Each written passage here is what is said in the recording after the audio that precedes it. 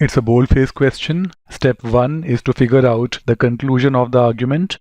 See, this second boldface is the conclusion of the argument that the proposal here is not going to reduce the funds available for the Coast Guard. So step 2, link the boldfaces with the conclusion. The second boldface itself is the conclusion.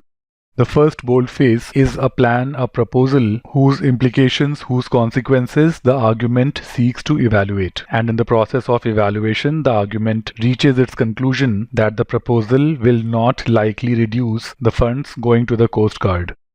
So with that groundwork, let's look at the answer choices.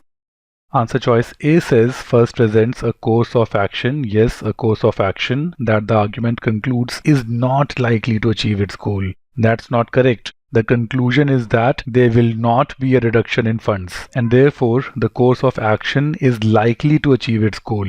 Any answer choice that says that the course of action is not likely to achieve the goal is not going to be correct. A can be eliminated, B can be eliminated.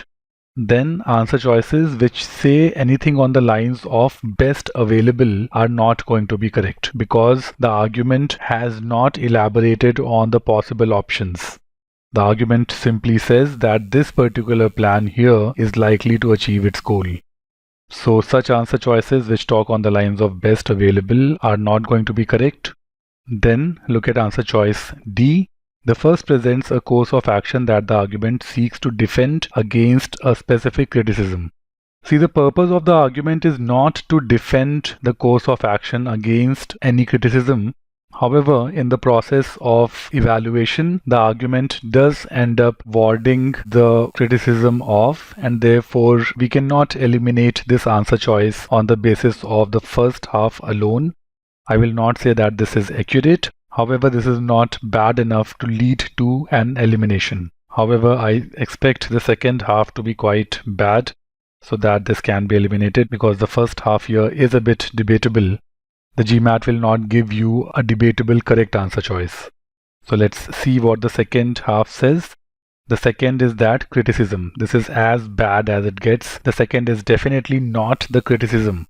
The second, in as many words, is praising the plan. It is suggesting that the plan will probably not reduce the funds, and therefore D is an absolutely incorrect answer choice. Let's confirm answer choice E now.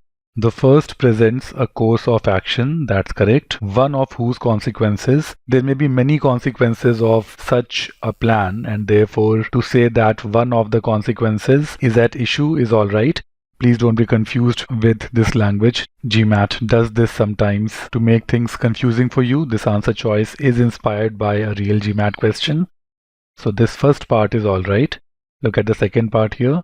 The second is the conclusion the argument draws about that consequence. And yes, the second is the conclusion, this part here, that the plan will not probably reduce the funds.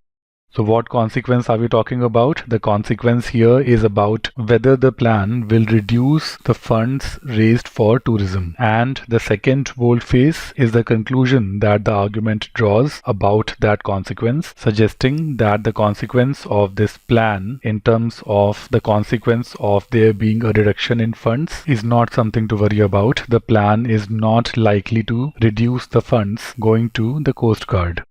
Answer choice E does everything right. E is the correct answer choice.